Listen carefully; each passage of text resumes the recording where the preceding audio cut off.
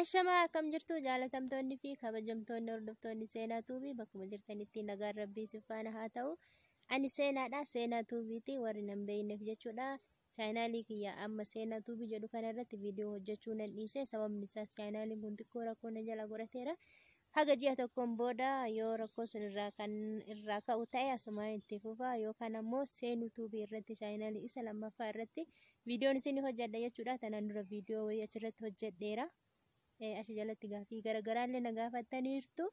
Garuu gaafii san isiniif hin deebisne. Yoo rabbi jedhee boruuf iftaan keessaa viidiyoo biraatiin seenuu tuubii irratti bal'inaan viidiyoo isiniifan hojjedha. Har'a garuu wanna asirratti hojjechuuf yaaleef chaayinaaliin kun akka rakkoo na jalaa qabuu fi asirratti viidiyoo hojjechuu akka hin qabnedha. Haga ji'a tokkoo jechuudha. Kanaaf immoo seenuu tuubii irratti liinkii ajalan isinii kaahaa achiin argachuu hin dandeessan jechuudha.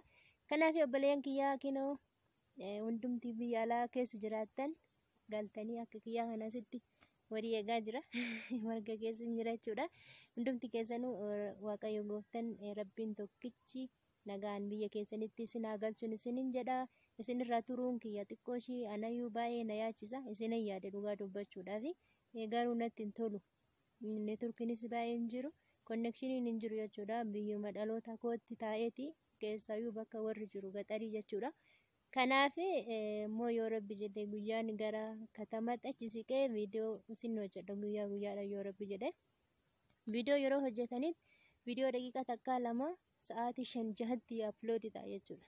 Baay'ee isaa tura. Kanaaf yoo neetworkiin jiraate isiniin hojjedha. Gaafii isin na gaafattan ammoo viidiyoo chaayinaalii isaa seenuu tuubii irratti isin hojjedha jechuudha. Haganuman isinitti dubbachuun nufi har'a. Viidiyoo biraatiin seenuu tuubii irratti wal argina jechuudha. Akkasitti nagaan naa tura.